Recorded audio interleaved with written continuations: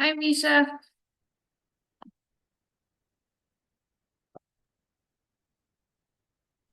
Hello, am I the first one? You're the first one. Yeah. It's the first. How's the winter going for you? It's over. Yeah, winter's done. We are in full springtime mode. Yeah. All It feels the it feels good, hey? Here in Pemberton too. It's like just switch like that.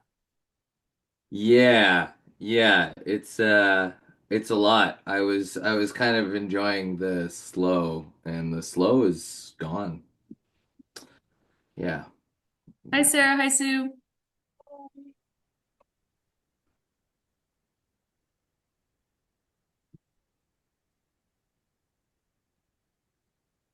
Hear you. Can you hear me? Yep. Oh, there you are. Okay, good.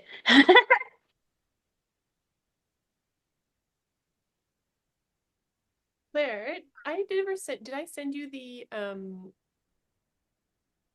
report card? I was thinking that I had done that and I didn't do that. Okay, I'm gonna send it to you Yay, today. perfect. Yeah. Yeah, I think I thought I'd done that before. And then I was reading through the agenda and I was like, no, maybe I didn't actually send that. I think I'd wanted to have a quick look at it and see if there was anything I could adjust. So I'll have a quick look this afternoon and send that over. I think we're about in the same place. Things have shifted a little bit with so much focus on the store, but I think we're in a pretty similar place. So Sounds good. You're a little quiet. I can mostly hear you, but I'm going real close. okay. I Is that a little bit better? I just turned the volume up on my Yes. Yep. yeah. Okay. Thank you.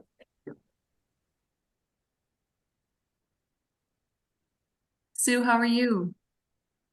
I'm good. I'm on calf watch. So I got a mom. She's down. I'm not sure if she's gonna calve today or not, but soon. Anyway, two came on the 13th. So next one's anytime.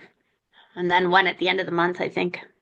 Right. Misha was just saying that. We're out of winter. We're in spring. Everything's happening.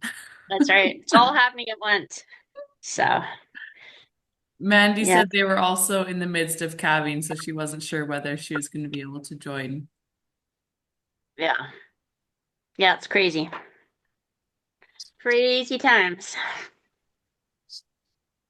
Hi, Jackie. Hi everyone.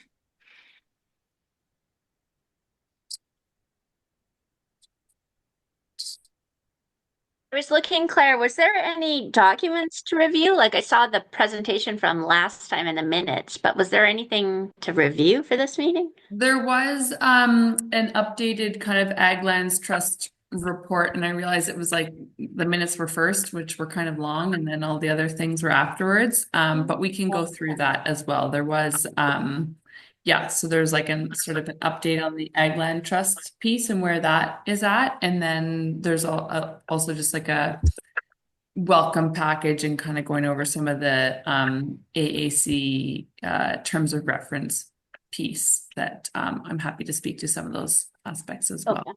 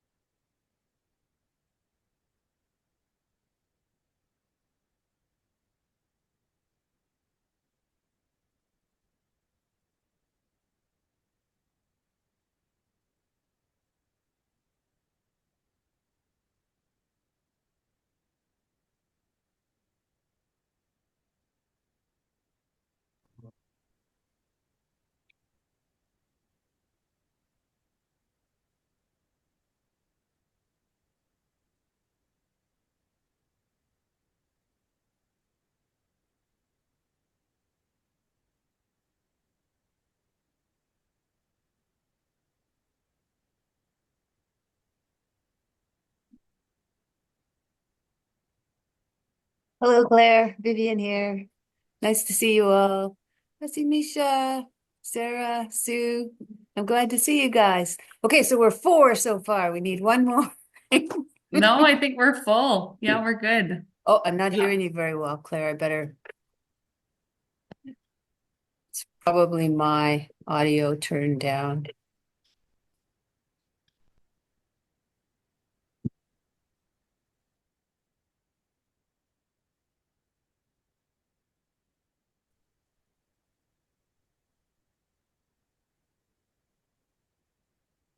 I'm not hearing anything. Is everyone just being silent? We can hear you. I can hear you. Yeah, I don't. Claire, can you say something else? Hello? Rats. Uh-oh. Okay, I got to figure this out. That was happening to me too. I just had to adjust my computer. Yeah, you're coming in 5 by 5 there, Vivian, for me. And now you're on mute, so. Bev, Oh, technical. nice to see you. And I believe you get to be chair today, right? You're a new chair. Yes, and I'll apologize in advance because I haven't I haven't done much to prepare. So I guess I'll connect with you next time so that I'm better organized. Oh, no problem. Yeah, I mean, you can just if you are feeling good about just sort of leading us through the agenda and helping sort of guide the discussion, and I'll take the minutes and also happy to support however I can or if needed.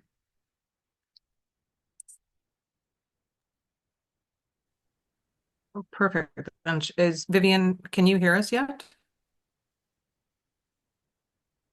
Okay. Just No. log back in, log back out. That's what I suggest. Right there.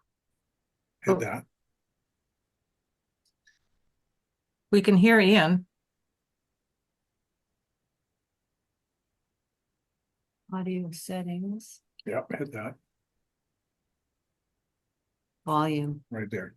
Go right up. Okay, you can move out of the way now. I think I got it. Can you hear? Can you hear now, Vivian? Oh my goodness.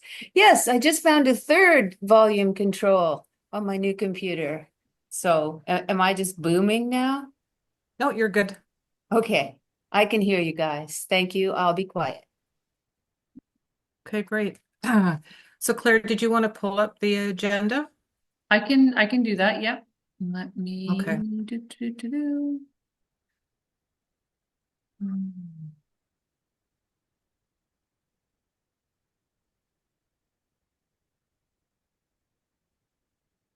I think I can do that. Oh, here we go. Sorry.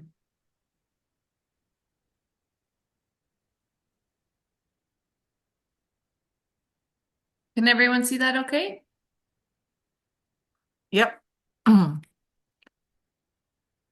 Okay, so I know when we start the meetings, there was something that Jackie would read out, and I unfortunately don't have a copy of that. So I think it was an acknowledgement to the territory, and so is there any way to put that up that I can start with that?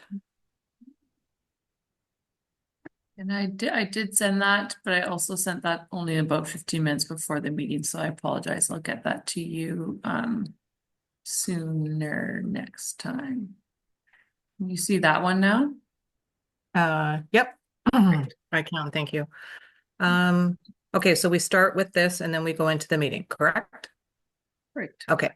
So this committee meeting is being recorded. Any comments made during this meeting will form part of the public record. Public viewing of the meeting is also available in the SLRD boardroom in Pemberton. It's This not meeting- actually.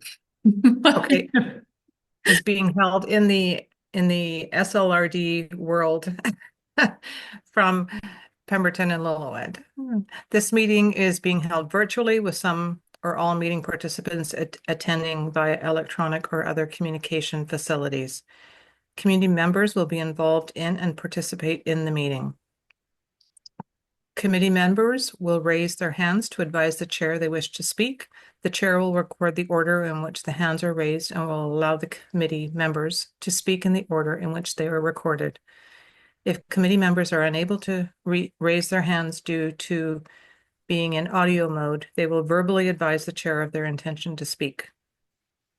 All meeting attendees should remain muted when not speaking. With respect to a vote, committee members are only required to say a nay vote, i.e. members are not required to voice a yay vote. Committee members attending the meeting are required to verbally advise the chair or the staff liaison if they leave the meeting and when they return to the meeting, so that this can be recorded in the minutes of the meeting. Committee members will email the staff liaison if they have technical difficulties with their connection and need to be reconnected to the meeting. If a technical difficulty occurs resulting in the meeting not being projected on the wall display in the SLRD boardroom or virtually, the meeting will be recessed until the projection is reestablished. If a technical difficulty occurs and it becomes apparent that a committee member has become disconnected from the meeting and the meeting quorum is not maintained, the meeting will be recessed until the committee member returns to the meeting. Committee members who are attending electronically and declare a conflict of interest in respect to an agenda item will be placed in the virtual waiting room by the staff liaison while the committee considers the agenda item. Committee members who are present within the virtual waiting room are asked to stay at their computer or otherwise remain present and connected to their computer so as not to miss their readmittance into the virtual meeting room following the consideration of the agenda item.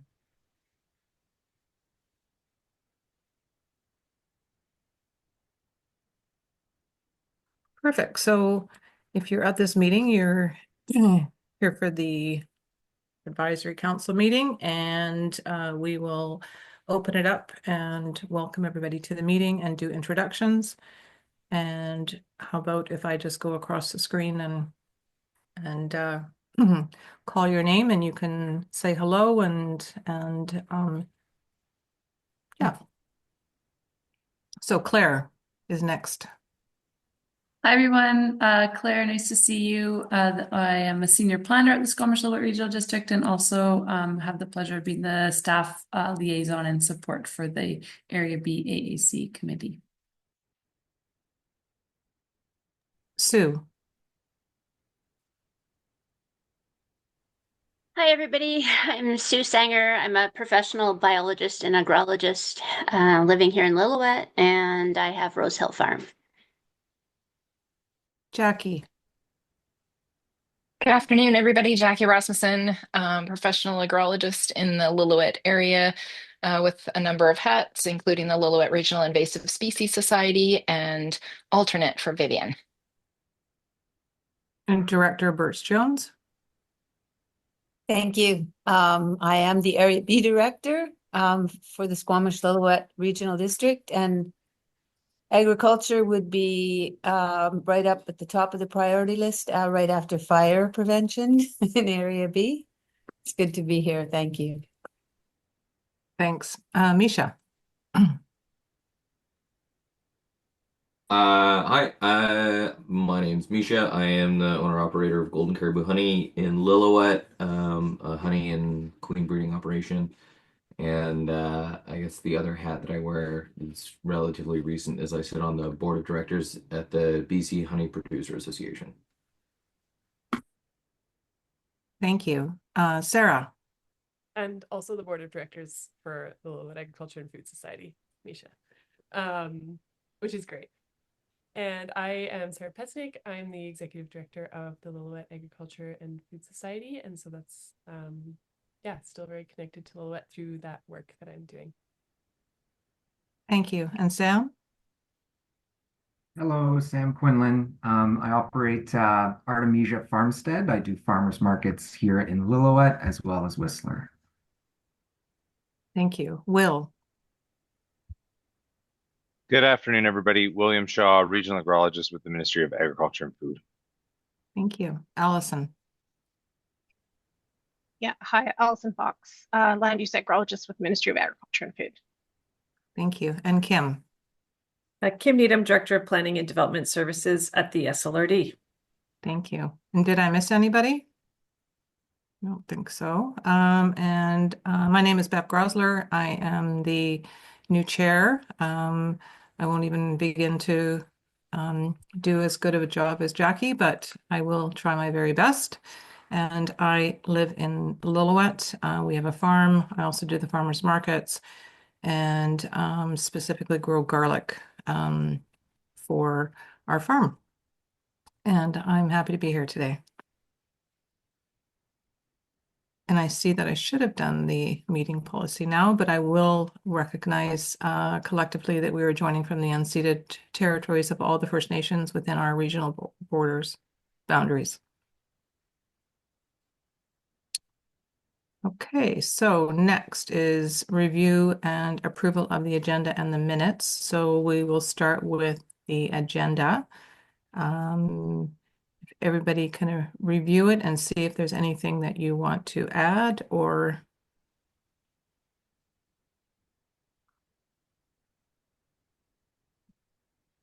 so if I'm not hearing any additions, could we have somebody approve the agenda? I'll move to approve the agenda as written. Thank you. That was Sarah. Sam will second. Thank you, Sam. Okay, so we'll review and approve the minutes of November 21st, 2024. And do we want to bring those up and look at them again, or is there? Does everybody want to? I can, if anyone has any aspects they want me to focus in on or revisions, additions, happy to note those. If they, I mean, they're a little bit long, but I can scroll down if that's helpful for everyone. Because we did get these before, so was there any concerns or questions or any additions that you recall from sending them out?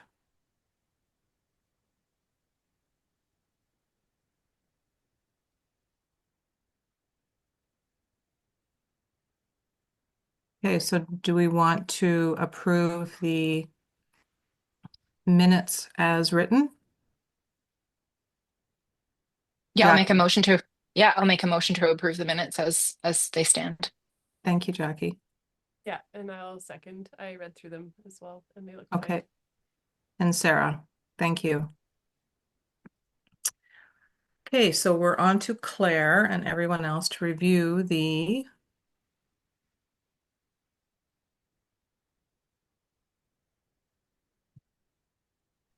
I'll just bring up the welcome package and it's, oh gosh, let me just get this.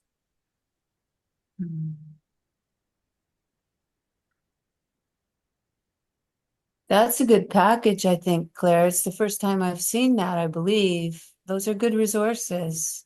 Yeah, Thank you I think it's helpful for, and I thought it was maybe going to be a nice opportunity. We have sent out a welcome package for new members, but I thought it might be nice because we have such consistency on our committee for all committee members, just to have a little bit of a refresher on the committee. And we did share this with the board too as part of the appointment. So just a nice check-in for I think everyone that's involved with the AAC. Yeah, so just gonna skip through to the meeting scheduling procedures. As we know, meetings are held sort of on an as needed basis as the board refers items or applications to the committee for review and input. Typically, we have 4 meetings per year. Really, we haven't had 4 meetings per year in a while. It's been more like 2 to 3, but you know, we state when you're committing to the committee that, you know, be ready for about 4 meetings per year of 2 hours in length. We are holding most of our meetings via Zoom, and we are striving to have 1 in-person meeting a year, and we're going to be looking to the spring for that meeting. These meetings are open to the public. In terms of scheduling, I will support that by sending out a doodle poll to try and find the best date and time. And then commitment on my end is to get an agenda package out to everyone in advance, typically 1 week in advance. And really, I think it's helpful for us all if we have time to review that agenda in advance, just so that the meetings are more about discussion and working through the topics together rather than trying to go through agenda packages, which sometimes can be a bit lengthy. So this is our current membership. We have all returning members, which is great. And Bev is our current AAC chair, and Sam is our current AAC vice chair. Just included here in the welcome package, a link and just really highlighting the Area B, Lillooet, and Statlic agricultural plan, and also the work that LAFS is doing to support that implementation. And then I wanted to highlight a few. This isn't the full terms of reference, but it's just some of the things that I think will be helpful as we work together this next year. I think it was at last meeting there were some discussions around like the purpose of the committee, and according to the terms of reference, the purpose of the committee is to provide comments and recommendations to the board on agricultural issues within electoral area B referred to the committee by the board, and to support in respect of specific action items as identified in the ag plan. And then there's a list of matters that may be considered if these are referred to by the board. And just highlighting here that the committee may make recommendations to the board for the board's consideration on matters that deal with ongoing viability of commercial farming, farmland usage within the ALR, within Area B. Committee recommendations to the board should be made by resolution. As a committee of the board, the committee should refrain from making recommendations or directing the work of staff. And I think that's something that I could be the chair is going to take a role in supporting when we're crafting resolutions, and then also that I can be doing a better job flagging that those resolutions are really going back to the board rather than directing specific staff work. And this is sort of coming. We have some resolutions that we're going to need to work with a little bit and relook at, and I think it's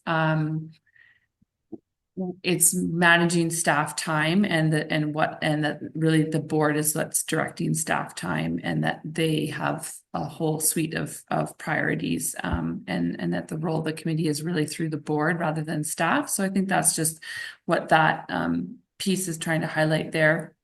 And then the other piece is around quorum. So our committee right now, quorum is 5. So it's really great that we have quorum here today.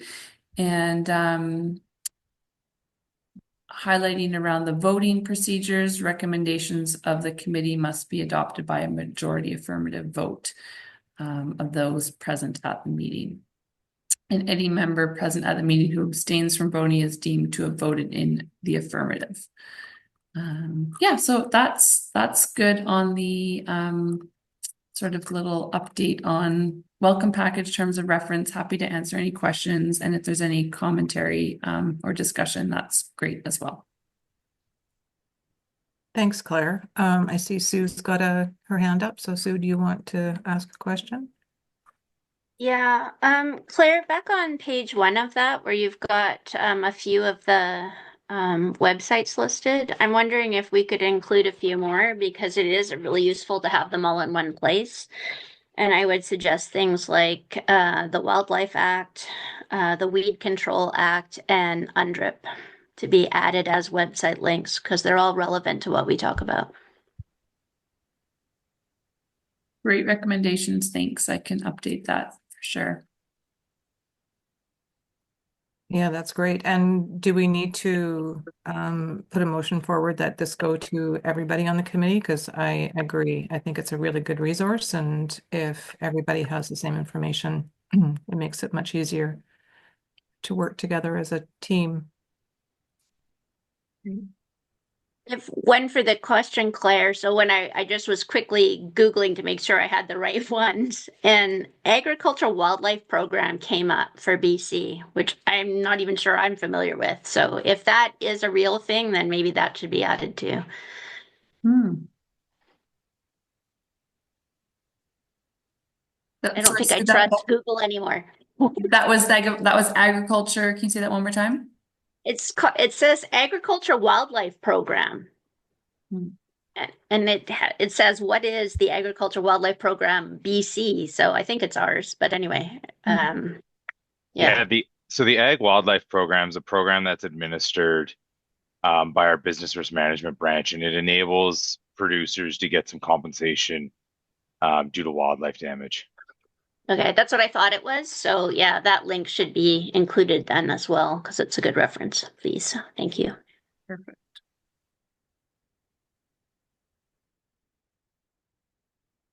Everybody will need that link if you have a farm.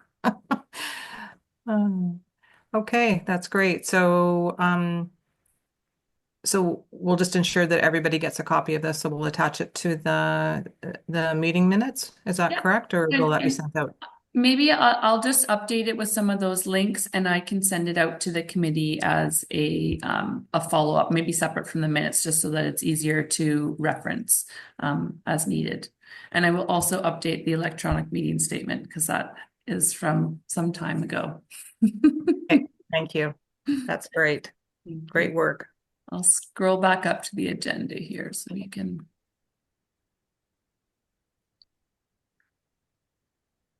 Okay, so next on the list is the Agricultural Land Trust and the SLRD.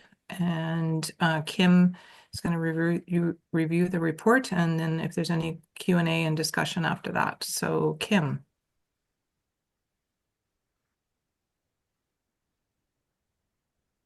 Hi, everybody. Yeah, so previously we brought a presentation on ag land trusts. It was a similar presentation to the one we presented to the board some time ago.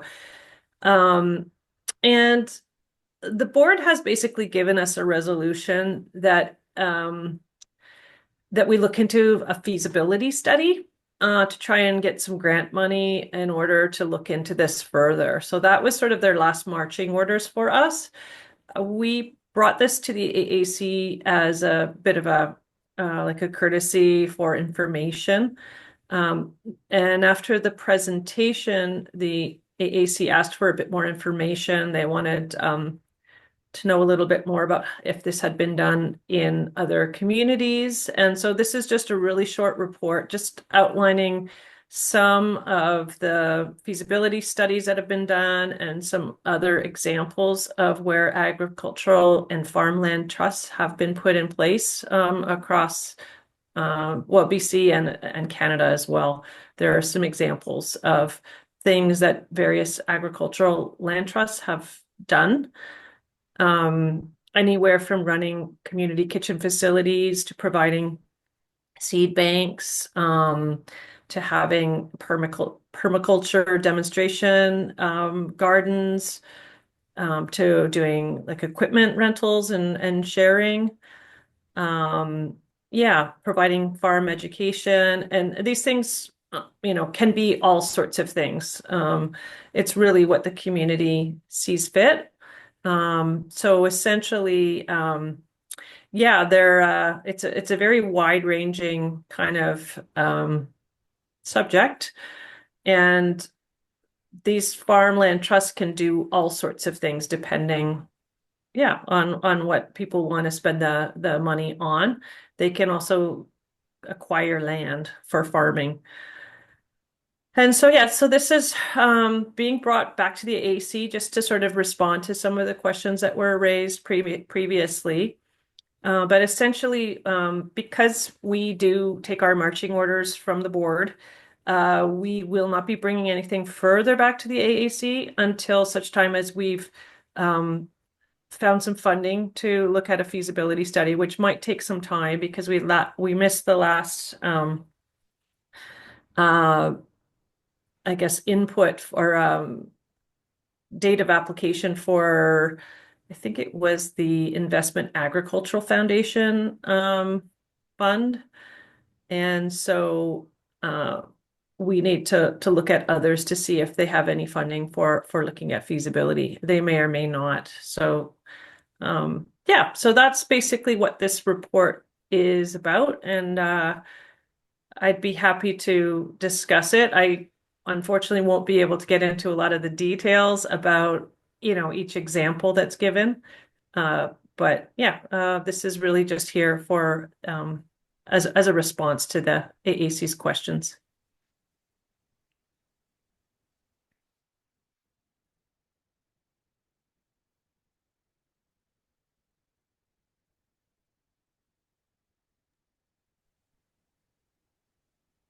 Oh, can you hear me? Did we just lose Miss Are you- Beverly? I see. Sorry. Yeah, Oh, I'm there she talking to myself. There we go. is. We'll start with Jackie. Sorry. And then we'll go Thanks. to Sam. Thanks, Bev. Thanks, Kim, for the update and the report. I was wondering, I was just reflecting back on the first presentation, and one thing that I was hoping that you might be able to just give some context and just remind me, I'm sorry if I forgot, where did this originally come from? Was this a board brought forward by a board member in particular, or like what was the origin for this trust thing in the very or trust idea in the very beginning? I brought a report forward to the board back in 2011, I believe, and it got a little traction, but not a lot. And then I think it was in 2023, the board was discussing priorities and they came up with a list of different items. And this was the concept of an agricultural land trust was sort of let's say a B or C tier level priority for the board. So what we did was we brought back that original report and sort of updated it to today's information. And that's when they asked us to look into a feasibility study to perhaps pursue this work. Yeah.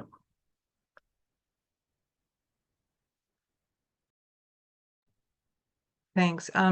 Jackie, does that answer the question? Yeah, thanks very much, Kim. Okay. So, Sam.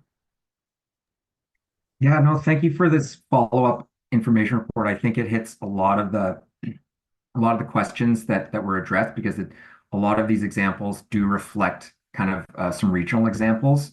So very, very helpful. I've been able to review those and it gives a better context of kind of where the direction might be. In some of the research that I've been doing on this topic, because I think it's fascinating and it's an opportunity for to kind of broaden the economic options for farming in our region. One thing I did see though is the regional context, so the specificity of a trust, and I realized that the SLRD is quite large, right? And we're broken up into 4 different regions. And one of the salient points that I was looking at in some of these studies that look at agricultural land trusts is they really have to be tailored to the needs of the place that it's serving. And I know, Kim, you had mentioned a lot about some of the development pressures that might be a stimulus for looking at protecting agricultural land. And but I do see though that in our area, Area B is almost like a different agricultural world compared to the other areas that I've not really spent a lot of time in. So and so I'm just curious about just keeping in mind how this can tailor to each specific region. And I suppose this might be a good segue to a bit of a discussion we had in the previous meeting, which was reviewing the agricultural land plans and trying to bring the discussion of the agricultural land trusts into the fold of the plans themselves. And since the plans, well, at least the Area B plan really didn't discuss agricultural land trusts at all, I think it would be a good opportunity to then kind of be able to look at how the agricultural land plans can be adapted, with 10 years in the works, how that can be brought into updating the agricultural land plan for 2025 and beyond.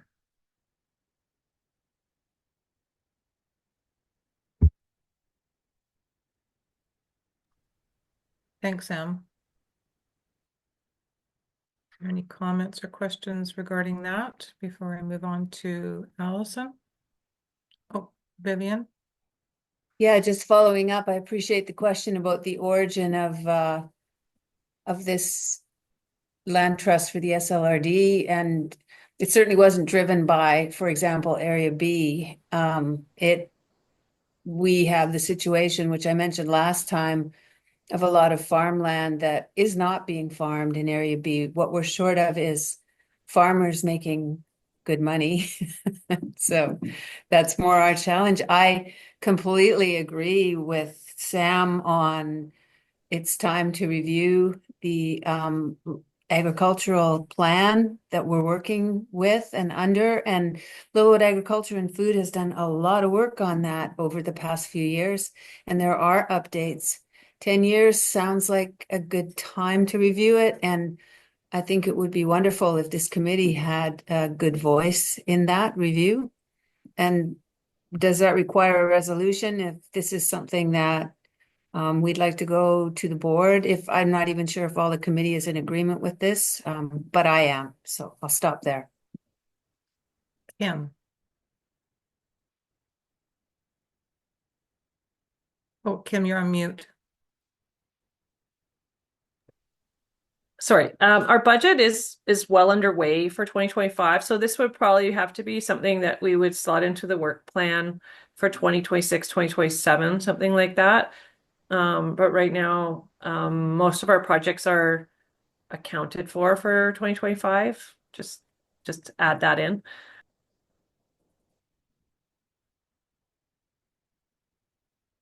Thanks. So how does that work then? I'm going to ask a question here before I go on to Allison, sorry. So how does that work then if this committee is in favor of having this not as a lost opportunity to look at? So is this something that we bring forward to the next meeting in person to have a discussion, or how does that work? And who can answer that question? Does that go back to Claire? Or Yeah, Bev, I can jump in.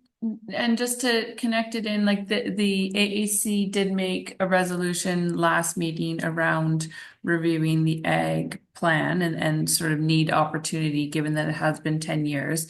And I think from staff's perspective, it would be great if we could reframe that resolution to go back to the board and just say, hey, like the AAC is like flag, whatever the resolution is, AAC recommends that, the ag, an update to the ag plan be considered, and whether there's as Kim noted, we do have budget cycles that we'll have to factor into exactly when that could happen, assuming the board is in agreement, and then also the funding opportunities, because in the past we've applied for Investment Agriculture Foundation funding, and those funding streams are always changing a little bit, so we'll have to see what funding is available to support that work.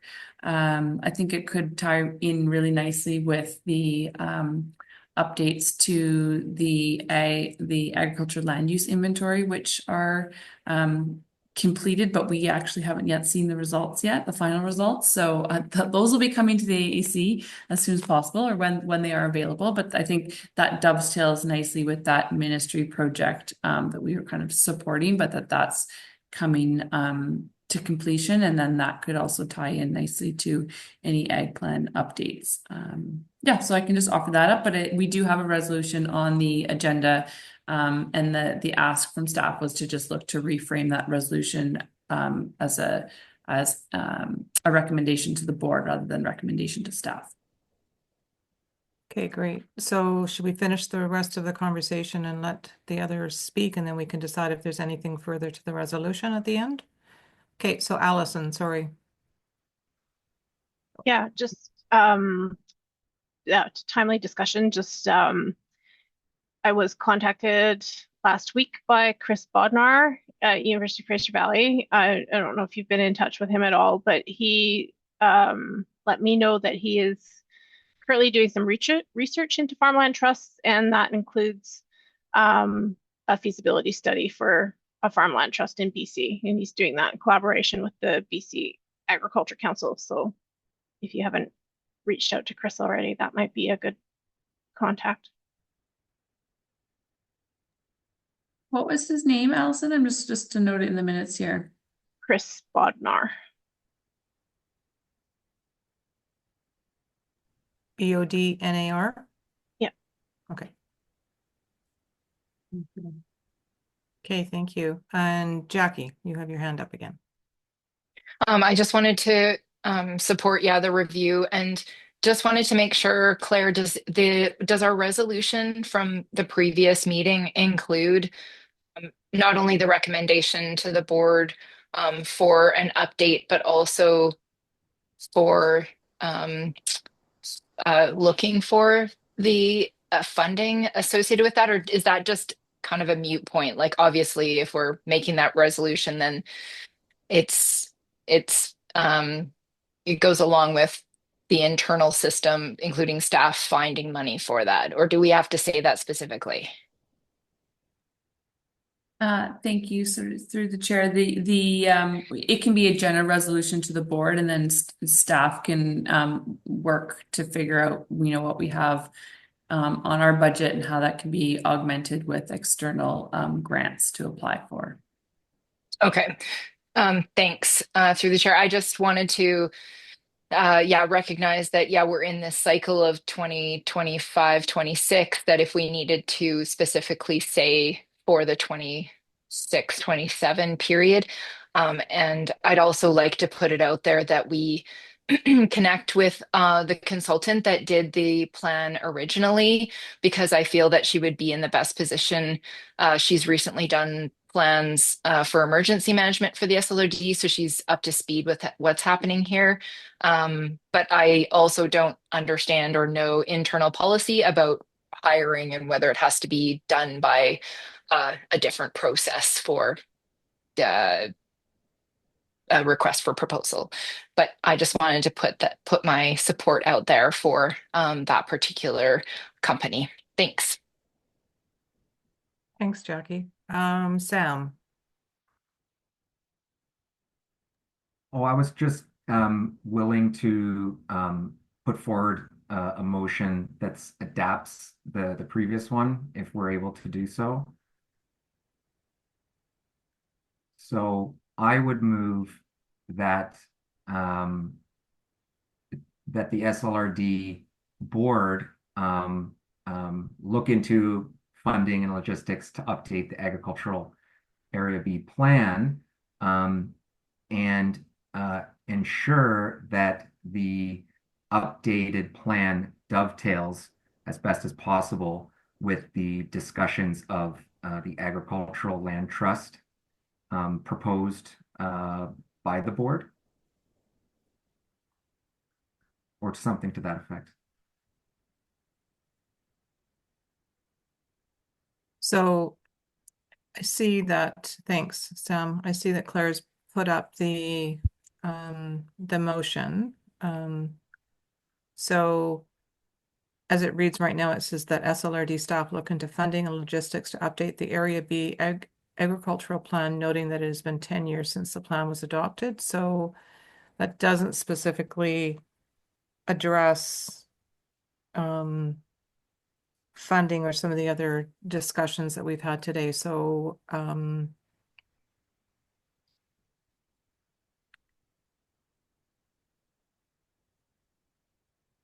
terms of a motion,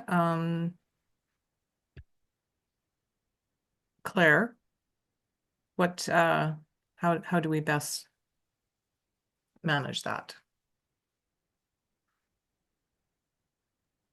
I mean, the committee can, make the motion and include the information they feel is relevant for the board. I did hear reference to, 2026, 2027 timeline, and that can be like included in the recommendation. I think it is good to highlight that that it's been 10 years since the ag plan was adopted, and it's a good time to consider updates. So who wants to take a, who wants to put the motion forward with the necessary wording that will encompass all of those aspects? It could start off, something to the effect of that the Area B AAC recommends that the board consider an update to the Area B Ag Plan. Something like that could work. And Yeah, do I we think- include anything in there about the land trust, or? Because it sort of goes hat in hand, right? As people have sort of been saying, so the context of looking at it really needs to include all of that. So how do we? And as the chair, I probably shouldn't be asking that question, but I'm asking.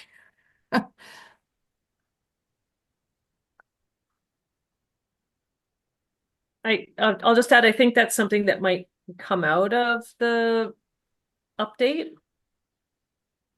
Okay. Yeah, that might complicate it in the resolution. We don't want to put anything in there that would hold this up. It's already Right. being pushed off a year. That like Ms. Dewar's already told us that we're going to have the land inventory information soon. And yeah, I think we might feel more supportive of the land trust idea, or possibly less, after doing a review of our current agricultural plan. And the plan is good. And I also appreciate Jackie's suggestion about Ione did such a spectacular job with it, and she's still active in the field, and still, I believe she's based in Squamish, but she's certainly the advantage of having her know the area is a very big one. And I know we can't influence who we hire and all of that, but I heard that, Jackie, and I agree with it. So I would rather leave it simple, and unless there are more specifics around the Area B agricultural plan that we want to insert. And probably Sarah's the best person to ask about that. But she Well, knows about. I wanted to jump in, Vivian. So what's changed in the last 10 years is our fire situation, big time. So I've done that work, as you know, on the mule deer stuff, and the situation we're in with those fires is pretty significant and needs to be addressed. And I know there's a separate thing on fires happening, but it belongs in our overarching ag plan as well. Which would likely come out in the discussion as well when the plan is reviewed. So if we go with the recommendation to leave the motion as is, with an understanding and knowledge that other information and additional information is forthcoming and will likely guide the conversation in the direction that it needs to go. Is that what I'm hearing? And sorry, Sam. Yeah, Yeah, I think, well, the reason why we kind of noted that we are kind of an update after 10 years would be helpful is or has occurred based on this new agricultural land trust idea, which could have broad impacts across each of the areas. And so I think it would be important to add the impetus for the update is to integrate to be able to ensure that the plan itself is the plan itself had various outcomes, right? That was dictated by the AAC and its creation. What's missing in the plan is one of the broad outcomes doesn't identify agricultural land trusts. And so I'm wondering if that then isn't necessarily putting weight on the agricultural plan as originally devised. And so and perhaps we don't need an overhaul, but perhaps there could be some language as to the agricultural land plan being updated with respect to the topic of agricultural land trusts. because I understand that an update or an overhaul could be multiple years, and the priority of the board to move forward with an agricultural land trust feasibility study is great. I'm just wanting to make sure that an update to the agricultural land plan does take into consideration the priorities and the timeline of the SLRD board to address this priority. So again, the word I'm using is dovetail to make sure that there is an acknowledgement that the ag plan is reflects some of these new priorities by the SLRD board. Thanks, Sam.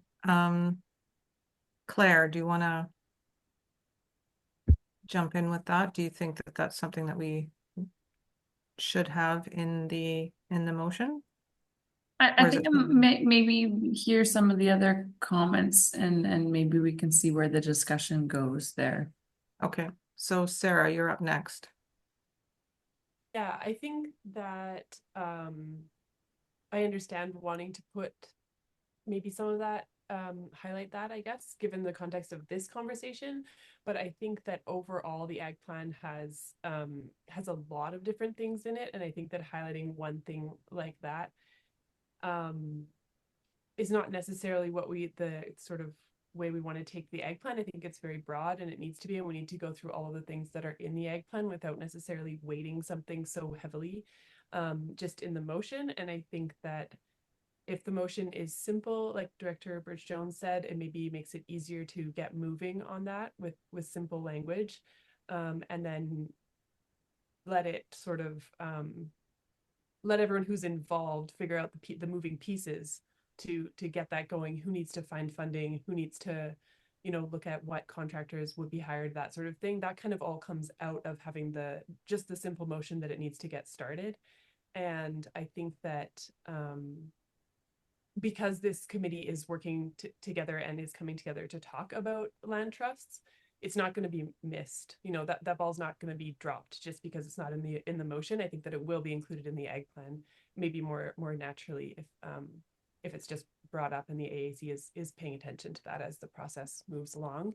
And I don't think that the ag plan revision necessarily needs to take years and years. I think that would also like to agree that Ione is fantastic and she does great work, and I would be very happy with her working on a project like that.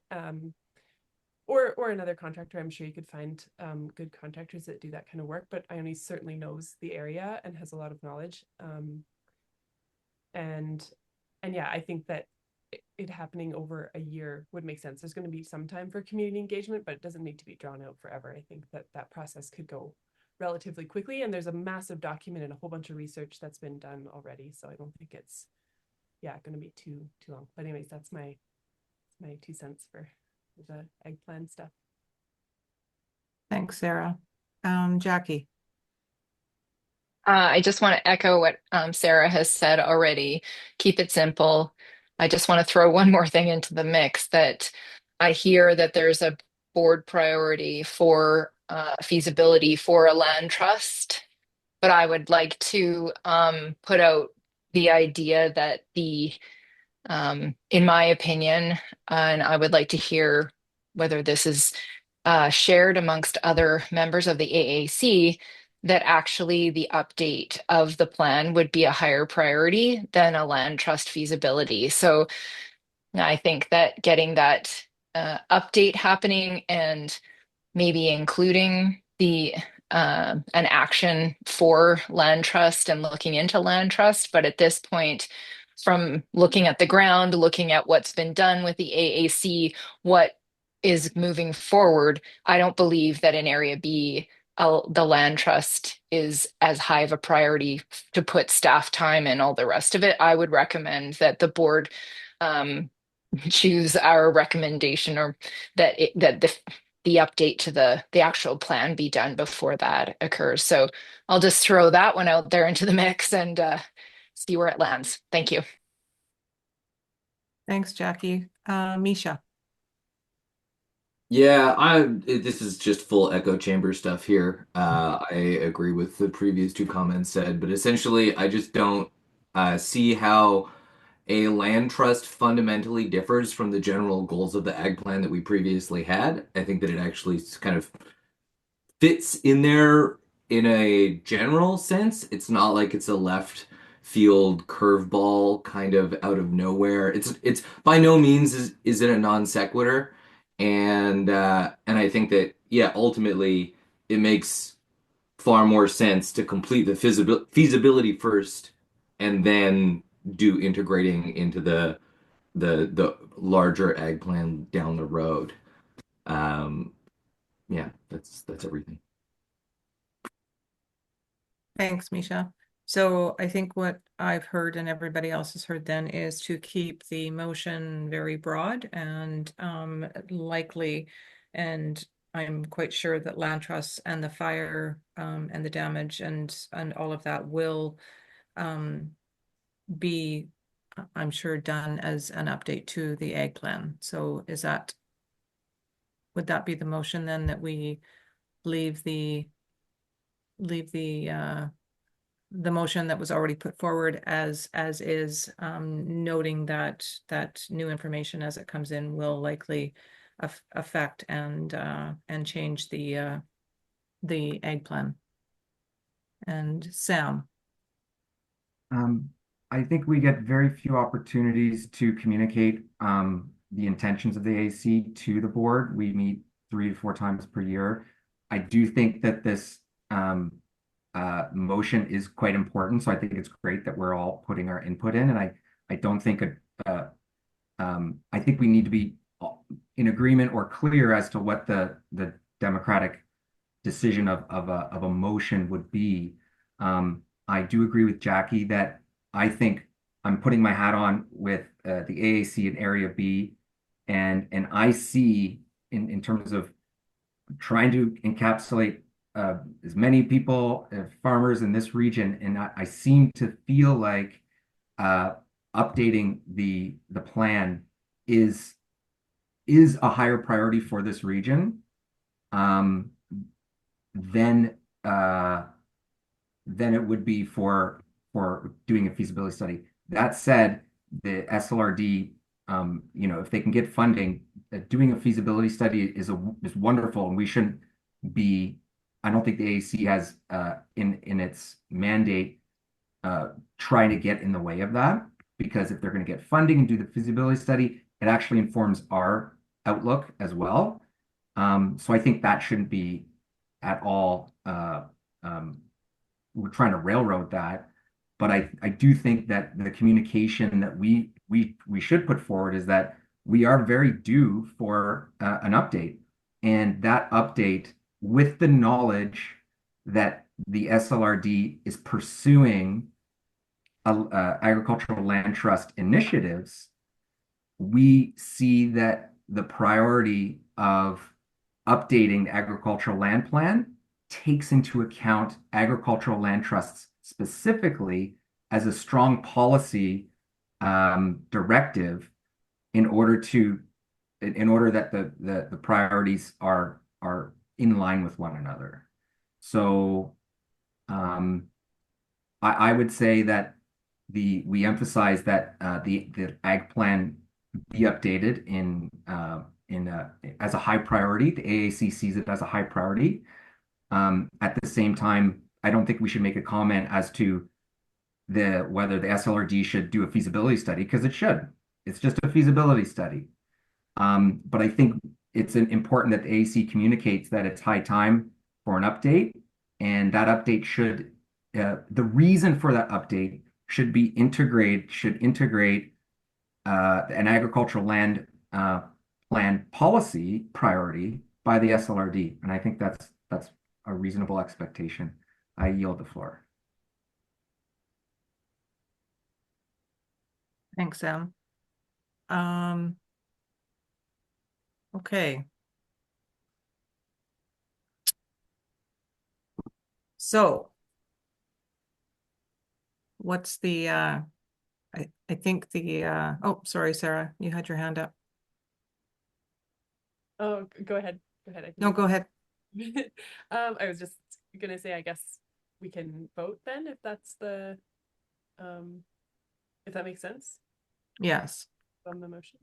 It would just Okay. to jump in from a staff perspective, it would be helpful if we could have a little reframe of the existing resolution that the resolution is about the AAC, the Area B AAC recommending to the board that an ag plan update be considered. Okay. Right, yes, because right now it says that staff should look into funding. Yeah, and it's needs to go to the board first. Okay. And be considered for next year so that there's a timeline. Okay, Do so we have Claire, to- can you read that back? Oh, sorry, Sarah, go ahead. You have to put the timeline next year? I feel like that's pushing it off. Can it not be started to be considered once the motion's taken to the board? Or was it just said that there wasn't time this year, I guess, to look at that? Can we just say as soon as possible or as soon as it is possible rather than putting an actual timeline? Sorry, jumped in there. No, I like that. We don't want to, because we don't want to direct we're taking advice from staff right now, but if something gets freed up by chance and they have time, then we don't want to stay and be stuck with that timeline.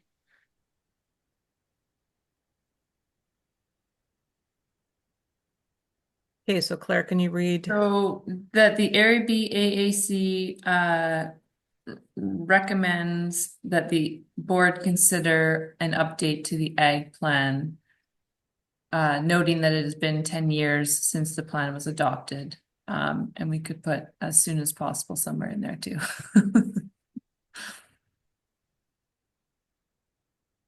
Okay. Does that sound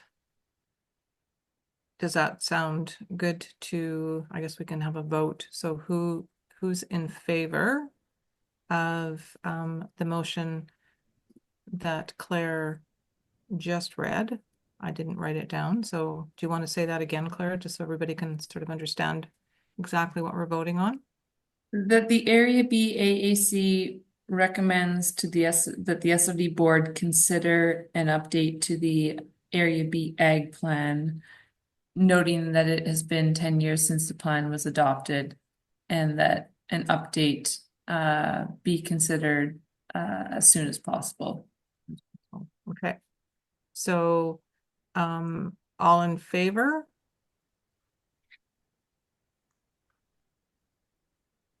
Bev, I'll also put the motion forward if you like.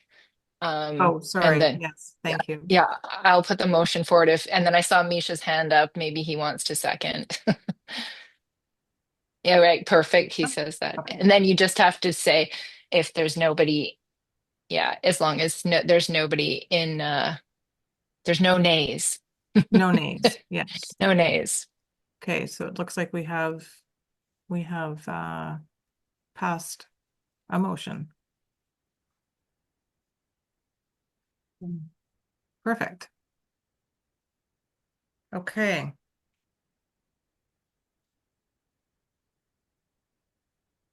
So thanks, Kim, for that update. And can we go back up to the thank you?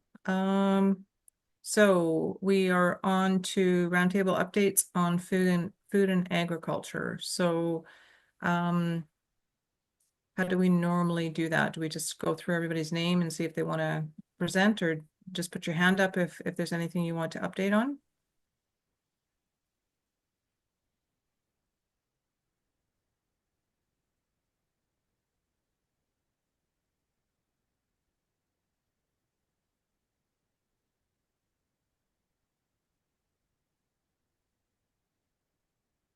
Sarah. Yeah, I can just give a quick update on the Lillooet Agriculture and Food Society. We are working again this year. So we had the storefront running out of the hub location on Main Street this past year, and so that was a new project for last year, and I would say it went pretty well. So we're excited about that and working again this year to build on what we got started there. And that was really the feedback that we got from the community in meetings was that was the project that everyone really wanted to see happen. And so that's what we're working on and putting lots of resources into. We also were successful in several of our grant applications this spring. So we have some partnerships to work on as well, and different projects on the go. So as far as laughs goes, that's the main focus. And of course, the farmers market again this year and the coupon program are still big things that laughs has going on and is working on all the time. So I think that's kind of our update for this coming year. And I guess if the AAC is meeting in the spring, I will be around in the springtime. So hopefully I can make it to the spring meeting. But yeah. That's great. Thank you, Sarah. I had a follow-up question, Sarah. Sam, yes, go ahead. Do you have an expected date of opening for the store for this year? Yes, we're thinking May 1st. We have a committee meeting coming up, and I will send that out once we've decided with the committee members when the meetings happen. I'll send the invite out if we sort of decide as committee what works for the committee, and then we'll send that out if other people want to attend. But we're thinking May 1st for the store this year, just partially because having things on the shelves makes a big difference for a store. So we don't want to be too early and sort of be lacking, because that's not generally sort of a bit detrimental. So that's kind of our plan. And in the meantime, talking to vendors and people that are wanting to be in there this summer and getting things going, and looking for a store employee. But I think we're getting that sorted out. So yeah. Thank you. Jackie. I just wanted to let everybody know that through the work that I do with the Invasive Species Society, we have been making lots of connections with projects that are happening related to traditional food gathering and sustainability, food sustainability within each of the communities. This also has a lot to do with expanded or specific projects that are related to cultural food plants, and that is also inclusive of the work that we are collaborating with the University of British Columbia and Dr. Jennifer Grenz's Indigenous Ecology Lab. And so one of the students will be starting a project on Chatham or Saskatoon, and it is widely known in the Shkatliam and Ekaklatma nations that there are many types of Chatham or Saskatoon. And so this student, Raylani Kessler, will be diving into the genetics of Saskatoon and where it grows and why it grows in certain forms. And it's going to be exciting work that she will be collaborating with the communities, especially Squamish as the lead community for that fire restoration project. And then there's also other things that are happening. Houston has an ancestral food project going on that we are collaborating with, and there is also food sustainability and food type work being contemplated at Squamish. And of course, Split Rock has their nursery, but they're looking at expansion. There is, even if every community decided they were going to have a greenhouse growing native plants, especially native food plants, we still probably wouldn't have enough to supply what is necessary to restore the fire affected areas in our region. So this is something that's happening on a broader scale, and Sue Singer will be able to also chime in with her work. And I know that there has been a community discussion between the SLRD and Stadtliam, and I was really hoping that agriculture did come up, and hopefully we can continue to make that a priority to support our Stadtliam neighbors. And other than that, there's weeds and noxious things out there growing that are not good for agriculture, and we just continue to work on that. Thanks. Thanks, Jackie. Nice segue for Sue. Yeah, so I'll jump in. I am working with Stadtliam Government Services staff. So we have our traditional food project going on for a second year. We started last year. And so this, you may have heard about the seed ball workshops, but this is where we've made seed balls with native seeds in them to try and do fire restoration. And so we're really excited and looking forward to seeing what's happened this spring and whether any of our plants are going to grow or not. And then I'm also working with the Statlium Lands Guardian and guardians in each of the communities. And the topic of Indigenous food is extremely well discussed right now. So that's really encouraging. And I'm hoping potentially that as we move forward with a revision of the agriculture plan, that there might be some communities interested in joining in. So I know Hoiston's got an agricultural training program going on. I did some teaching for them last year, and I know they're continuing on. And I was really excited to see one of the Stallion members from Hawklip was at CD Sunday with her seeds. So that was really exciting. And it's good to see this taking off. So yeah, I think there's a lot of good things happening there. And then otherwise, the mule deer work that I do, I'm sure everybody's well aware of all the deer in town, and that's not going to change anytime soon. So we've lost 50% of the habitat in the northern Statlium. The impacts from the fire are devastating. There's work being done on all kinds of fronts around trying to restore those habitats. It's just going to take a lot of time. So in the meantime, I think lots of education around coexisting with mule deer, and that includes for farmers and doing deer fencing, doing deterrence as best we can is going to be the name of the game moving forward. So yeah, I think that's about it.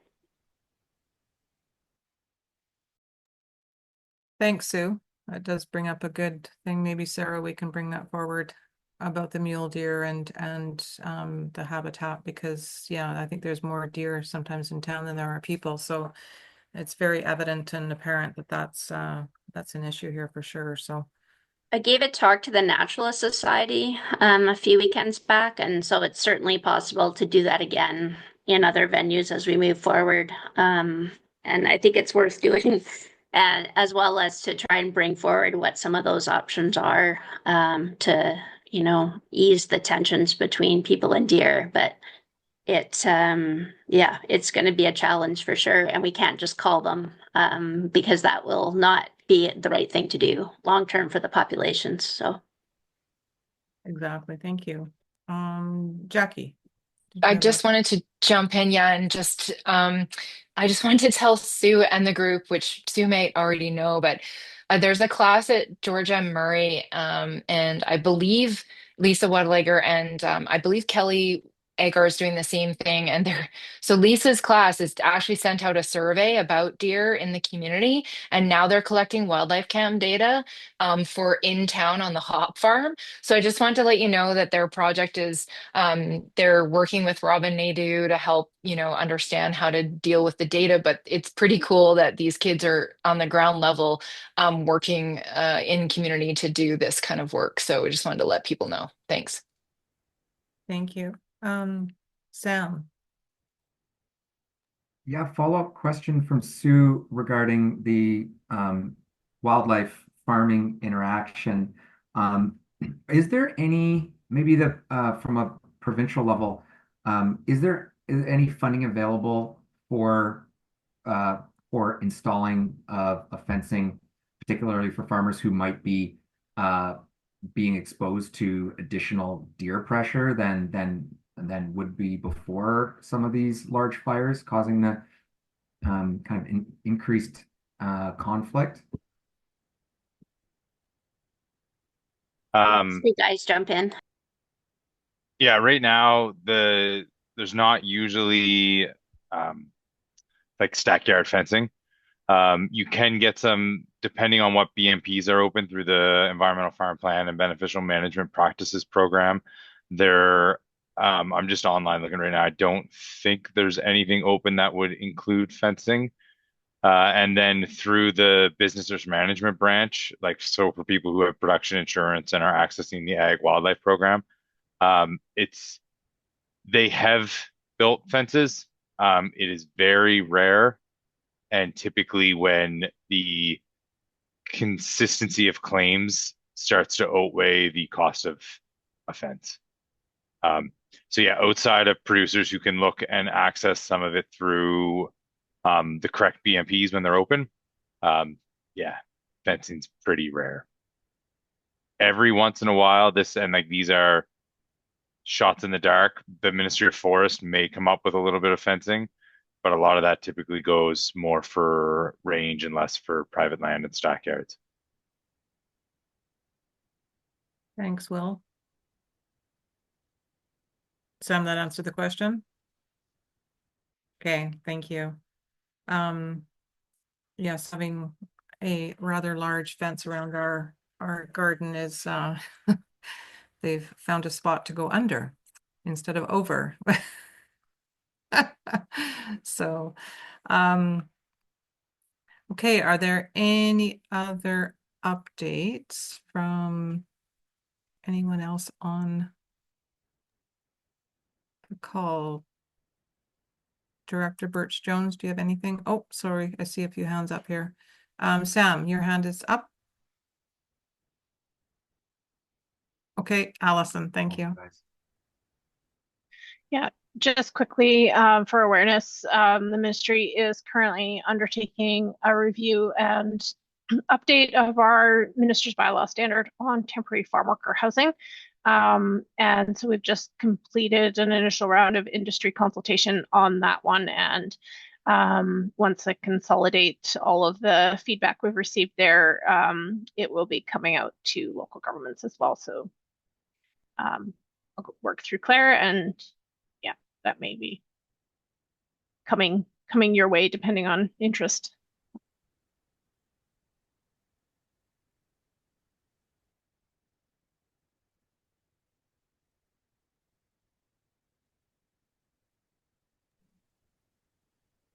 Thanks, Allison. So Will.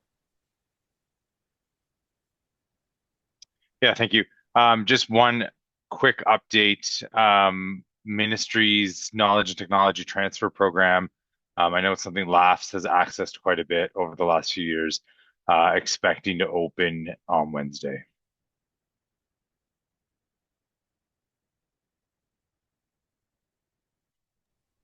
Thank you.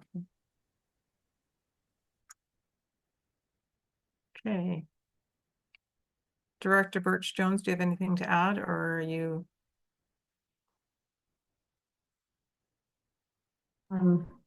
Thank you. I'm interested to hear these updates. I'm really happy about the participation on this committee. I'm glad about the motion to update the ag plan. I think that's well done. I'm also pleased about the advocacy letter, but we're going to get to some of those action items later, right? We're going to following on this agenda.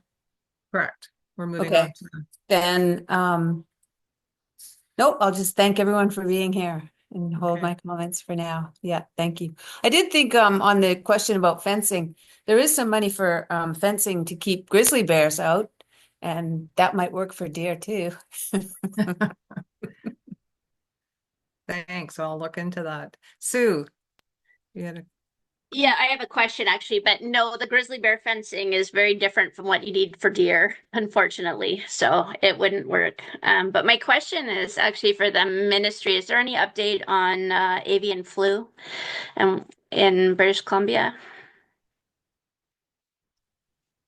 Not one that I'm comfortable or feeling accurate enough to provide. Our industry specialist, Christina Forbes, who manages the poultry file, would be the best point of contact. I'll see what I can do, Sue, to get an update from her, but nothing that I'd be able to update that wouldn't have been in the media at this point. So if they're going to do last year there was a presentation to the professional association, so I'm hoping they're going to do that again this year, but Yeah, I'll reach out and see if Christina's around, and if not, if I can get an additional update, I'll share it back out with you guys. thank you.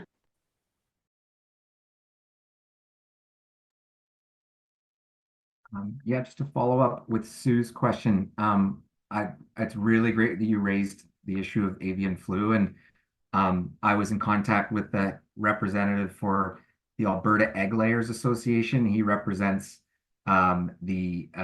he calls it the AI file. It's quite an active scene going on. A lot of the communications, from to my knowledge, are going to the larger operations, but there's no communications going to smaller operations.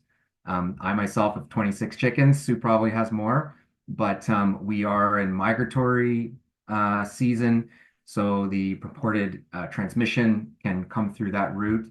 So I think it would be helpful just to have enhanced communication with what is going on the government side, not just to provide updates, because there's a lot of silence. The only information we get is through CBC, and I don't think that's helpful. So I'm just wondering if there could be um, keep in mind that particular topic, and maybe some information could be conveyed from the province through to the AAC as a relatively viable, consistent information exchange versus relying on news sources. I'll yield the floor. Thanks, Yeah, Sam. thanks, Sam. I think I can touch back. So whenever we get new updates on avian influenza, we put it into our regional newsletters and it gets distributed out that way. Industry connects with their members through their email networks, and it's yeah, if individual producers who aren't associated with a larger membership scale or commodity group and haven't signed up for ministry newsletters, it can at times be challenging to get information to them. Like it's hard to email stuff out if we don't have your email. And but where I'll like, because AI is a federally reported disease, like we get the information down, and then yeah, anything we get new, when we get it, we'll go out in our monthly newsletter. If there was anything else that was more timely and important to get out, if it was, then we can send it out. If not, the group, like anybody who has livestock, and that is the entire spectrum of animals, if they're registered with premise ID, when they need to be contacted due to an outbreak or concerns or zones, they utilize that service to contact them. So could we ask that the link be put into the minutes so that everybody has access to that? Because I would imagine that there's a lot of farms that have small scale operations and are not connected with anybody. So So I get updated, but I have an ID. So it comes on, if there's a closure that goes down or when you can't move birds, those notices all come through based on that you have your property ID, which is really easy to register for. So Sorry, can you just clarify, Bev, which links you were looking for? I think you said that there was a ministry link that people can access or ask for updates if they're not connected to an organization or to a program that would give them that information. Okay, yeah, I'll put both in. I'll put the first link I'm going to put in will take you to the previous AgriService BCE bulletins, and then there's the next little bit down the page, there's a sign up, and you can sign up for any or all of the regions across the province that you want to. If you have an interest in another region and want to see what they're doing, because the newsletters are all a little bit different. And then I'll also put in the link for premises ID, which anybody, if they have anything, and this includes like if you have one honeybee hive, you should be registered. Then we'll put that in. It's voluntary. The information is confidential, and it's only used in emergency situations such as disease outbreaks, or when we tend to get an influx of registrants is when there's a fire, because it's utilized typically by most regional districts as a way to get a reentry permit if your farm may be under an order or alert, but BC Wildfire deems it may be safe for you to go back. You need to have, typically, not always, but the premise ID is one of those validation points. Like, yes, this is a farm. Yes, we believe they have livestock there. Okay. Claire, can we make sure that all of that gets into the minutes? And Misha. I was actually just going to make the point that Will just made about the premises ID being important for a whole bunch of reasons, and the wildfire access permit being one of them. And essentially, there is a lot of things going on when there's an emergency, and it is the only way that the government has currently to have a consolidated list of all of the livestock in the area. So I think that we really need to push farmers in our area to sign up for the premises ID. It's something that I'm going to be taking to the BCHPA to get beekeepers to put their yard locations on, because very often they'll have hives up in the alpine in the fireweed that nobody will know about. Uh, and yeah, it's an important thing that I don't think very many people know about, and is from my understanding, I Lillooet has like two people signed up for it currently, maybe more. But at the meeting that I was at in the fall, where the government representatives were organizing this premises ID and reviewing it, they had virtually none of the farms in Lillooet were on there. And I Sue, your name came up and my name came up, but no, pretty much nobody else's did.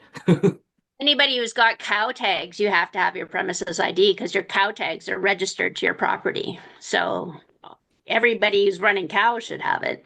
They didn't. We rattled off a whole bunch of ranches to them on the spot, and they were like, nope, nope, nope, nope, nope, nope. And I don't know. All the ranchers that I know are generally not super excited about telling the government anything about their farm. So, oh, whoops. Thanks, Misha. Director Birch Jones. You can call me Vivian. I am so happy this topic has come up because I've been walking around carrying this little pamphlet about BC Premises Identification Program since I was at, I believe, the same session that Misha's talking about. And I heard that we had one registered, and I was pretty worried about that. And I was really trying to promote this, and I wasn't getting too much traction. And so the fact, I think Will is going to send, or he just did send the link again on that. Did I see that flash? Regardless, this is a very good promotion. Now, my overarching reason for wanting to promote this is around the wildfire and evacuation and that kind of yes, okay. We're all together on that. Thank you. We should probably put a little note in in the minutes about that, if you don't mind, Claire. Thank you. Thank you. Will. Yeah, just one other perk around the premises ID, because and the reluctance to give the government information is something we hear a lot. But obviously it's all confidential, and it's meant to be like when you're putting in your limits or whatnot, it's like your max limit. So like at any one time, how many cattle could actually be there? Doesn't mean you have them, but so it can be, higher numbers and whatnot. But one of the things, as well as for access, I've seen it was done a bit in the TNRD alert, because especially for people who have cattle and they relocate them during emergencies, if they're under order alert, they may be eligible for compensation for feed and housing when their animals are out. Regional districts, if they don't know there's animals there, may not include an area under an alert or order if they don't know there's anything there. I've seen it in the TNRD where they extended some areas because they knew, oh, yeah, there's 600 cows that are currently being fed somewhere else that can't go back there. It's like a very much a big side benefit that probably doesn't get a huge amount of promotion, but there's definitely there's benefits for producers to be registered. And it's a lot easier to do it now than trying to do it when you're like the fire's rolling down your hillside and you're getting cattle into a trailer and trying to call the ministry and trying to do this and trying to do that. And it makes the process of going through the relocation paperwork a lot easier too, because at that time, whoever you're working with, if it's working with somebody at the ministry, they can then, oh, it's an emergency, I can access this information. And oh, that's your premise ID number. Perfect. I have your address, I have your phone number, I have your name, I have everything. There's a lot of perks, And I think it's just a lot of con mythical concern about how it's being utilized. Thank you. Great information. It's the best. I love roundtable. That's when you learn everything. Okay, so I don't see anybody else's hand up. So if we can, thank you, Claire, go up to business arising or go down to business arising. So the first action is LAFs to explore capacity to facilitate, coordinate the first wildlife agricultural meeting with support from the Ministry of Agriculture and Food Staff Liaison. And that's in progress. So is there any further updates to that, Claire? I don't have any updates. I'm not sure if Sarah has anything that she has to update on that. Yeah, we did have a meeting in the fall. So we were meeting Jackie and Sue, myself, and Jana, who works for LAFS as well. She's the program coordinator. And in our last meeting, we sort of shifted how we would maybe structure that event. And so I still have yet to follow up. LAFS was taking a bit of a break over the winter. So I'm just getting caught up now on everything for the spring and getting the store going and that sort of thing. So it's on my list. But I probably won't be taking too much action until I think I would say 2 weeks, early April, once I kind of get the our fiscal year end organized and that sort of thing. Then I'll be working on that again and making contact with people who are going to be involved. So I would, yeah, I don't know if Jackie or Sue, you had any comments on that last meeting, but that's where it's at in terms of LAFs and our capacity that will be happening this spring.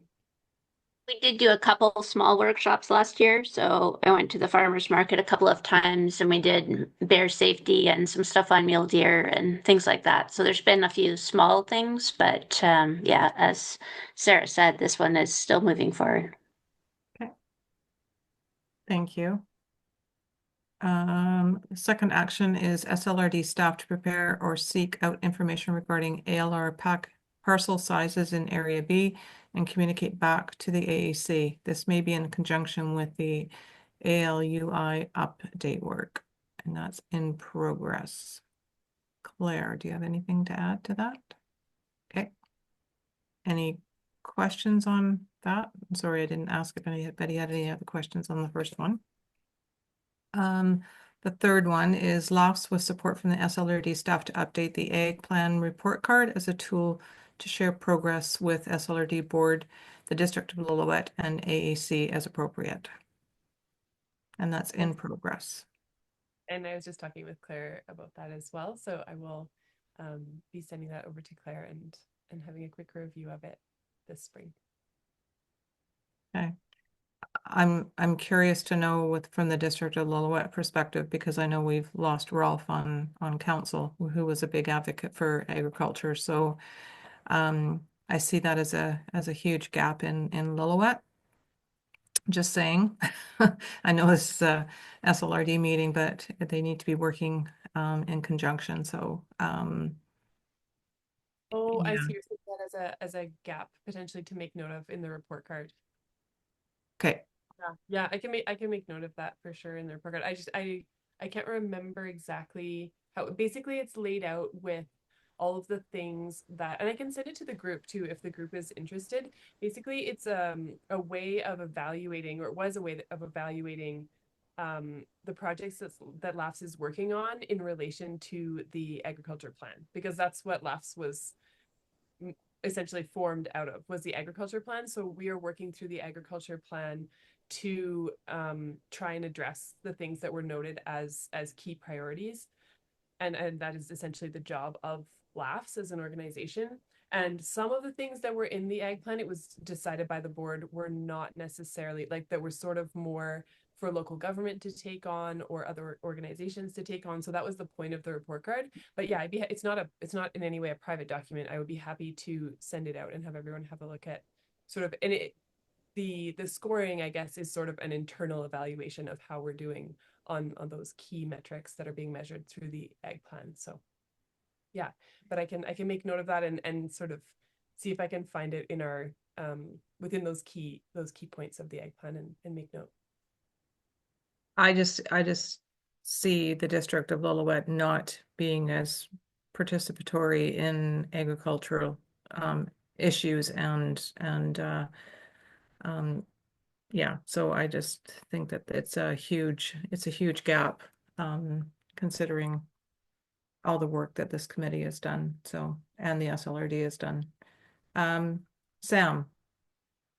Yeah, and following up with that, I'm it's I think that the agricultural plan is like our greatest tool. We should be highlighting it at every opportunity we get. I love seeing that there's a report card, which is like a living, breathing assessment of where we are with the ag plan.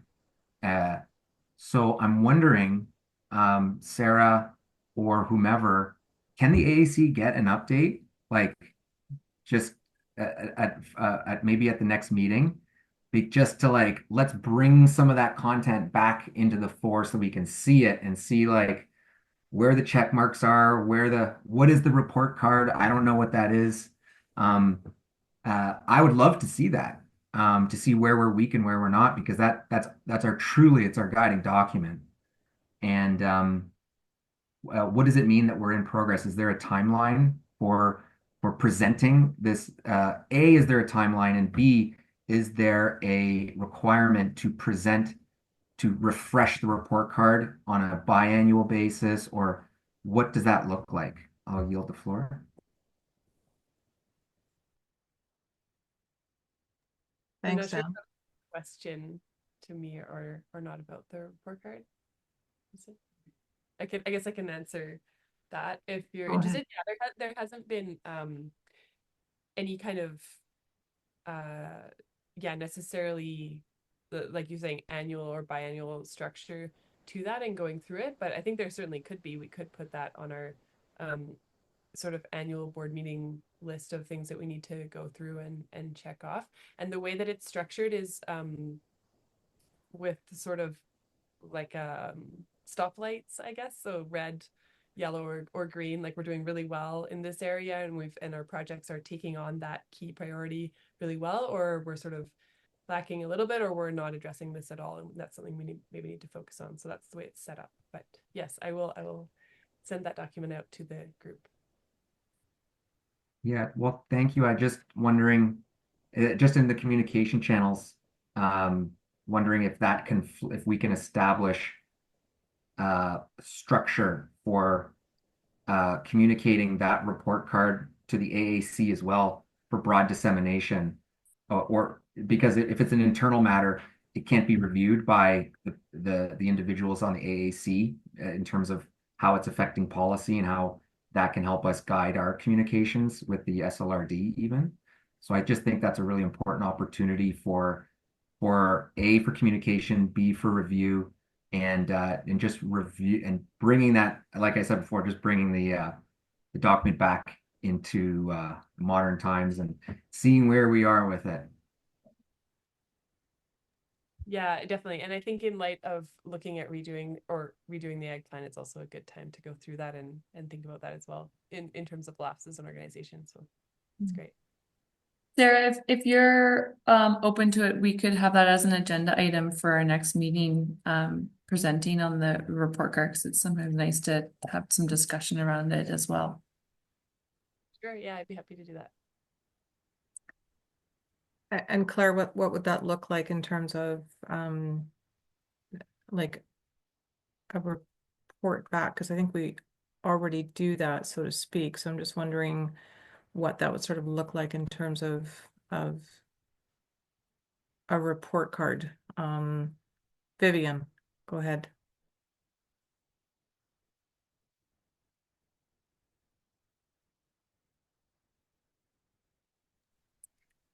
Thanks. I'm not sure if you finished your other thought there, but I'm happy about the direction we're going here. Partly, I'm hoping that our next meeting, the spring meeting, would be an in-person meeting. And Sarah, did I hear you say earlier that you might actually be here? Yeah, in person? Okay. So we're gonna have to check that doodle poll around that. But because as the longer term members on this committee know, we have a bylaw in place between Area B and the district. It's called economic development.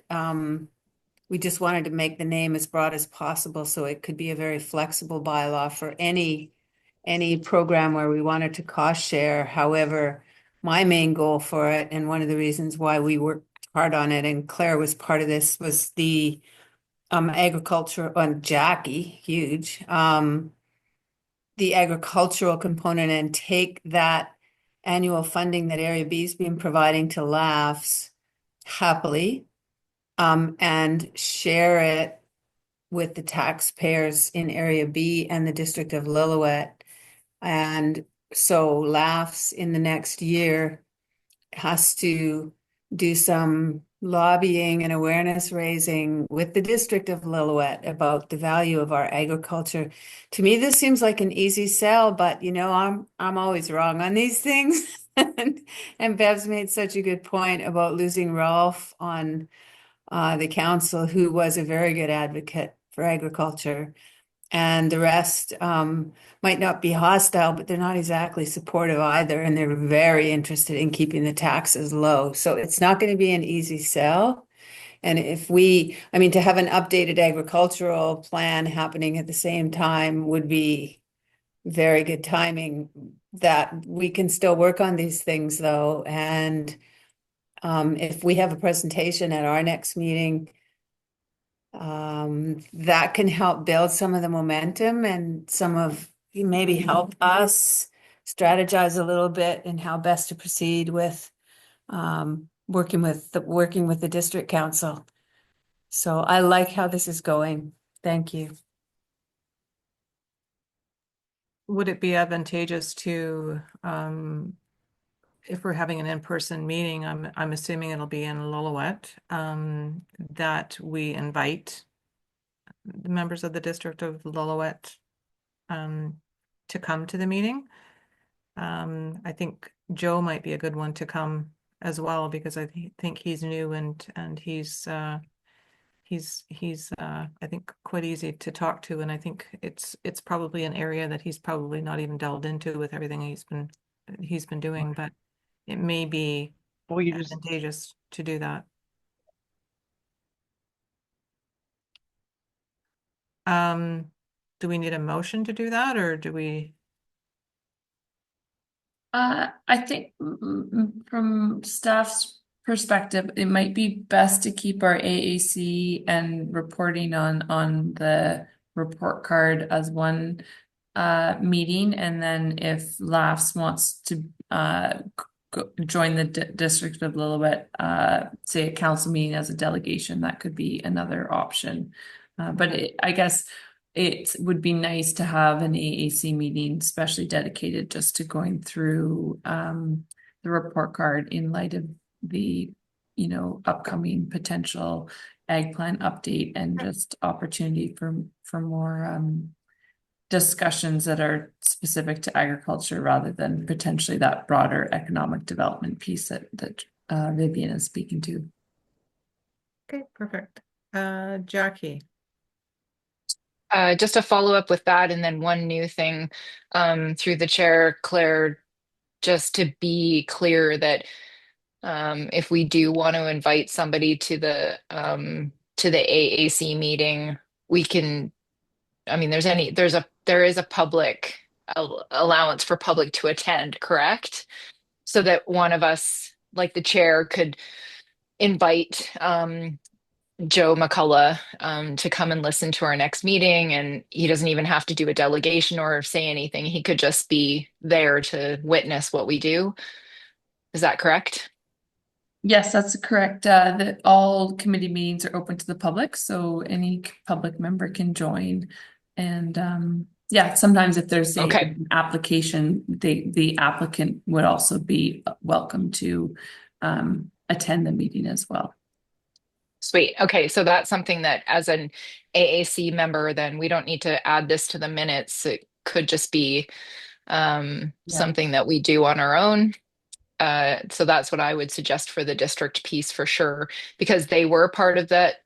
They were somewhat part of our, it does say just, SLRD area, agriculture plant, it's SLRD District of Lillooet and Stadtlium. So yeah, it would be good to get him up to speed with that information.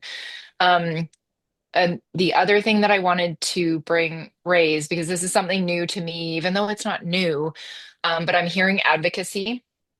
And I just want to point out that there is such a thing as a lobbyist and advocacy act in British Columbia, and this is new to me because it came up during a discussion at my network with the invasive species regional committees across BC, and that sometimes we go along doing things, and then we realize, oh dear, we might be not following rules and regulations. And this is the case for this lobbying and advocacy piece where before 2020, apparently, you as a not-for-profit, you could lobby and advocate up to 100 hours in a year and still be not have to register as a lobbyist. That is no longer the case. You can't do any hours at all. And there's some very specific information about lobbying and what that means, including, you know, advocating for policy and legislation and funding to ministry representatives. So as far as advocating to the District of Lillooet, I just wanted to flag that me as an individual could go to Joe and say, I think agriculture is really important, and I think you as a guest should come to the SLRD meeting, and we should, talk about the importance of agriculture and how it gets impacted. Um, you know, uh, and that should be something that we do. But as LRIS or as LAFs, we cannot be going to the district and saying you should do bylaws and you should do funding and you should do this. Like we can't advocate unless we're registered as a lobbyist. So yeah, I just wanted to put that out there. And definitely as a committee, we just have to make sure that we're, like I said before, we're just inviting public members and people that are interested and key individuals that should be there to listen to these important messages. Thanks. Well, that's a new one for me. I'm not too sure about anybody else on the call, but If you want more information, there's like this one pager handout thing. And so just connect with me individually and I'll send you the information that I received from my colleagues. And it's pretty straightforward. But I realized that there may have been certain letters sent recently that shouldn't have had the same kind of language. It needs, you can still say things, they just have to be worded in a slightly different way. It's instead of recommend or should or whatever, you need to say consider or might want to think about. Anyways, there's ways around it. okay, thanks, Jackie. Okay, so the next action is the CD to target 4 meetings per year, with one being held in person. We're already off to a good start. It's March. We're having our first meeting and we're talking about our second. So I think that that is good. Action that the agricultural land trust item be tabled for continued discussion at the next area BAAC meeting. So that's considered complete. SLRD staff to bring forward more regionally specific information and examples of agricultural land trusts, including pros and cons, and that's in progress as part of that feasibility study work, which, as Claire has indicated, is on hold at this point in time because there is no funding to do that work. SLRD to review how agricultural land trusts connect to the Area B, District of Lillooet, and the Stadtlium Ag Plan. That's also part of the feasibility study work. So the next action item is the SLRD staff to add advocacy letters to the Ministry of Agriculture, prioritizing buy local agricultural and food initiatives, as well as right to food legislation. To the next AEC meeting for further discussion. I'm just going to plug in my computer.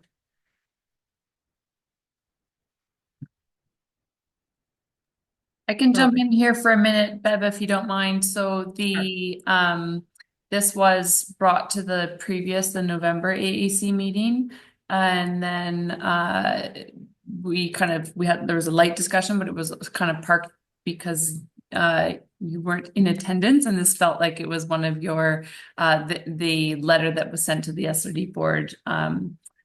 You would have more sort of background on that letter that was sent to the SOD board. And then also, I guess, just to note that the SOD has already kind of completed that advocacy letter. So I'm not sure if there's still the committee wants to still have a discussion.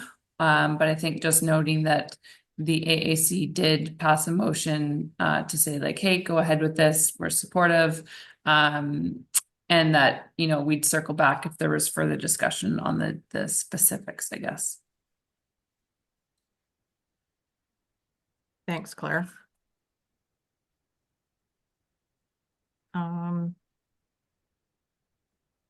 Yeah, I mean, I don't know. I guess it's an ongoing issue with everybody for feasibility of carrying on as a farmer, but it's definitely it's definitely a huge one in terms of cost.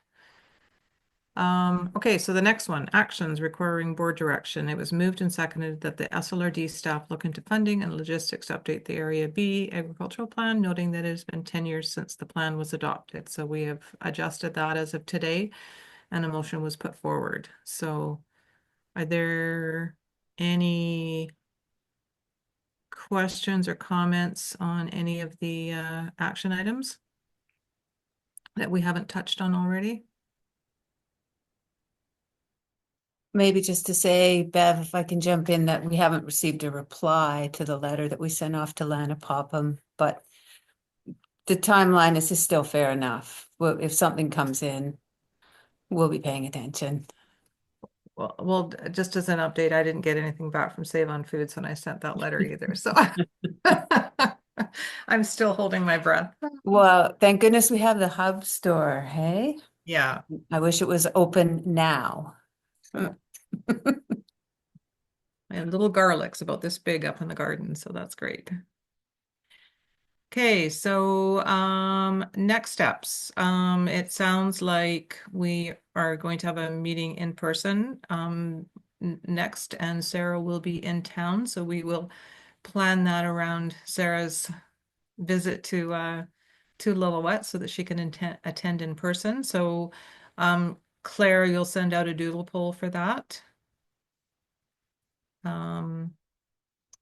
And did I forget anything? I know I didn't do nearly as good a job as Jackie, so. You're doing a great job. Jack is impossible to follow. Yeah. And I will make sure there's some funds to pay for lunch if people are interested in having lunch as part of that meeting. That's what we did last year. It was pretty nice. I think that's really important, that a meal. Okay. Something that I think that binds everybody together. So I think that would be great. Is there a month within Sarah's schedule that we can kind of eye at this point? Yes, I will be around in May. May. Is that right? Yes, I fly in April 27th and I fly back out the 28th of May. So okay, the month of May. Probably, yeah. Probably the second 2 weeks in May would be better, but any time after the first week, I think I'll probably be on the coast for the first week and then up and around close anyway. I'll be in Salmon Arm if I'm not in Lillooet, so close enough to come over. Okay. Excellent. Okay, well, thanks everybody for attending. Thank you to all of the comments and participation today, and thanks Claire for pulling all of this together. And we will talk to everybody soon. Well, I'll have to Oh, Move to adjourn. yeah, I second. And the meeting, yes, we need to adjourn the meeting. Thank you. Wonderful. That's important. Thanks, everyone. Really glad that we could have such a good turnout today too. That's fulsome discussions and nice to have all the perspectives. Thank Great. you. Thank you Thanks, all. everyone. Thank you. Bye. Thank you. Great job, Bev. See you. Yeah, Bye. good job.